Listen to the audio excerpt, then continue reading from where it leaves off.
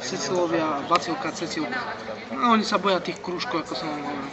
Táto kúzelná palička ich dokáže odtiaľ vyhnať. Áno. A vyženieme ich tak, že tú paličku si priložíte takto na zúbky a začnete ich hladkať tými krúžkami takto, jeden za druhým. Nesmiete ich vynechať, lebo keby jeden špinavý, tak ostatní čiste sa s ním nebudú chcieť rozprávať. A ten bacil, Cecil s bacilkou, Cecilkou utekajú. A oni sa snažia schovať, kričia, nie, my tu chceme žiť, my tu chceme robiť šarapatu, aby nás zúbky boli. Takže my im to nedáme. Keď im očistíme vlastne tieto položky, kde oni boli, a myslíme si, že máme čisté zúbky.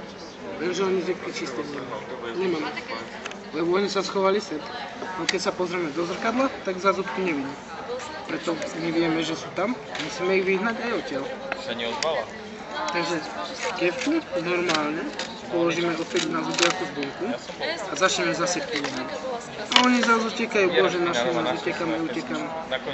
Postupne takto vyženieme z obidvoch strán. No ale tí najprefikanejší sa schovali, viete kde?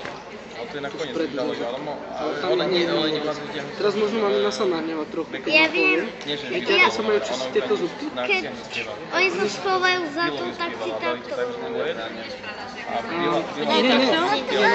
Nie, takto. Takto. A počkaj chvíľočku. Vydržať, ešte počuť. Potom ich vyženieme spolu. A niekedy si aj jazyk vyčistí. To je dobré. Ináč na to stačí aj lyžička, keď nemáte škrapky.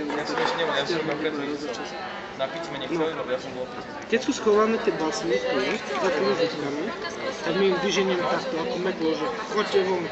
Tak zafrkáme zrkadlo a mamina sa nebude hnevať, lebo zúbky budete mať čisté. Toto robí. Oni sa tešia, keď mi to frkajú do tváre, že? Nie, kedy toto robí. Rehotame sa. No, tak by to malo byť, ale nesmieš tlačiť, lebo potom nevyženieš. Musíš iba tak štetinkami ako z metla, keby si zametal.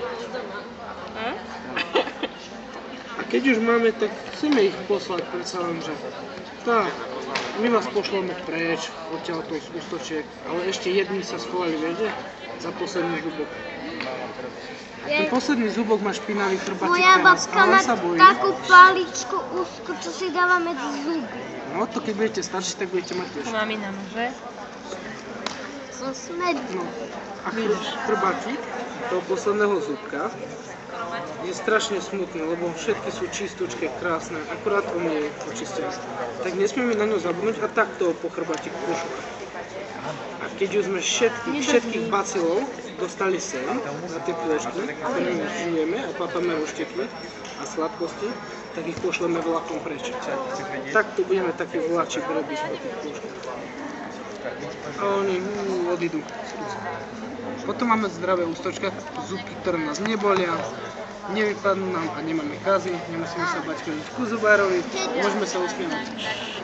No. Som raz bol u mojho tačina, ten mi dal do ústavku na jedenie penu a to mi učistil zuby. Máš od zuba?